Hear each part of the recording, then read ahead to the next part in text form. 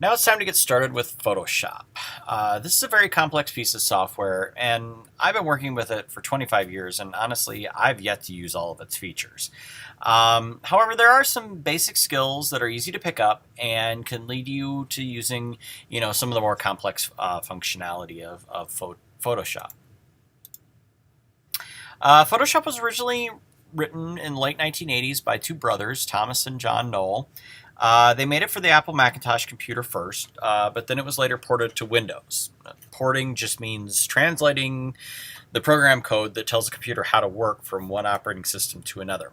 We see this today when you have, say, an app for iOS that you later port to Android or Windows Phone or something like that, or vice versa. Photoshop was a really revolutionary piece of software. Before its creation, there were certainly ways to create and manipulate digital images, but they were hugely expensive. And while Photoshop wasn't exactly cheap, it was usually several $100s to purchase a license for. It was at least accessible, and it was widely pirated. Probably one of the most pirated pieces of software ever. And while this is easy to say is a bad thing, it certainly didn't hurt Photoshop's popularity as it became the de facto standard tool for doing digital image manipulation. That said, their current model makes it relatively inexpensive, so perhaps there's less reason for people to pirate it these days. As we saw when we looked at the digital image formats earlier, the native format for Photoshop is the PSD file. This contains layers, tool history, and so forth that you use when you work with images. These files tend to be pretty large, so keep that in mind when you're choosing storage devices for them. Honestly, that said, these days you can get a 32 gig flash drive on Amazon for $15, so it's really not as big of an issue as it used to be. Also remember that before using an image on the web, you need to convert it to a JPEG or a GIF or a PNG. So this is the basic interface for Photoshop. There's a palette of tools here on the left. Options for those tools are up here on the top. And there's more tools over here on the left that are kind of contextual. There's some stuff for working with layers and colors and so forth over here on the right. It kind of depends on what tool you're using.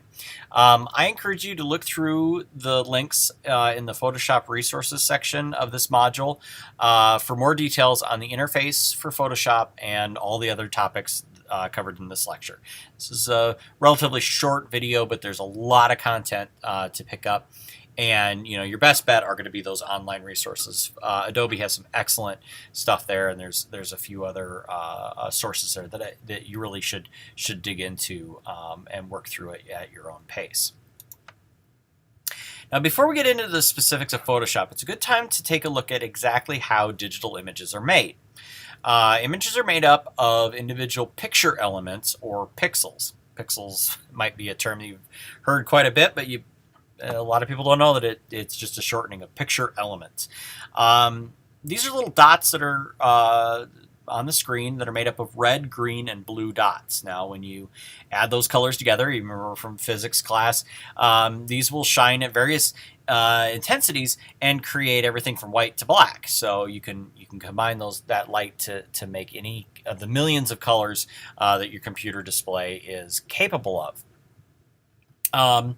The size of these individual dots is getting smaller generally as technology evolves, and so that's leading to ever crisper images on screen.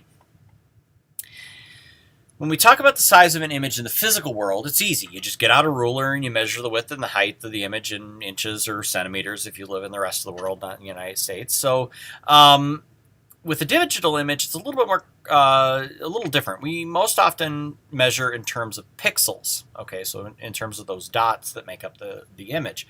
But as I mentioned a minute ago, pixels can be different sizes, so that makes things a little more complicated. So here we have an image with very large pixels. Now, ignore the rulers, pretend they're actual real rulers, and what we're focusing on is the smiley face.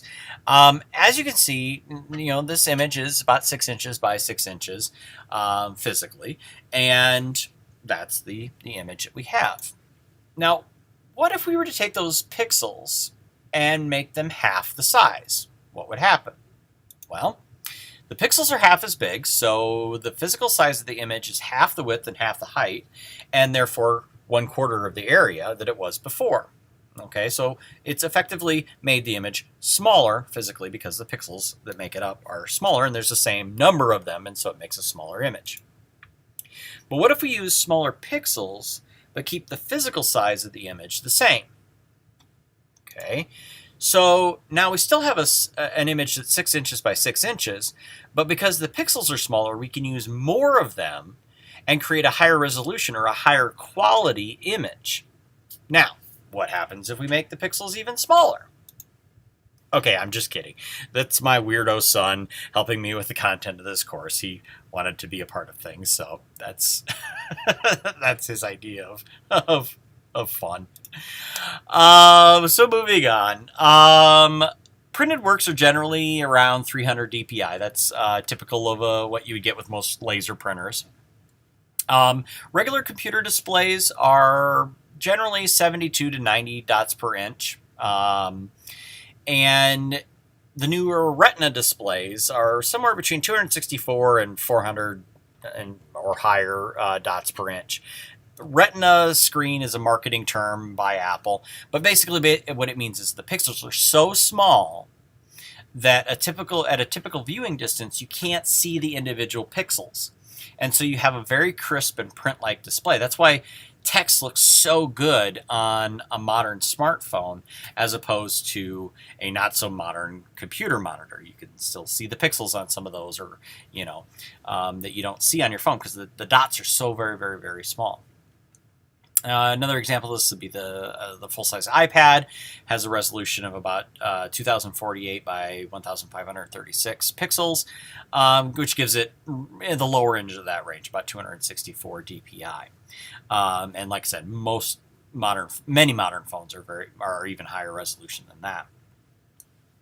So the resolution of an image and the pixel density of the display will determine the physical size of the image on the screen. So if an image is being seen at full size and you have a higher DPI screen, it's going to look physically smaller. Okay, so this is where things get a little bit complicated, but that's how that works.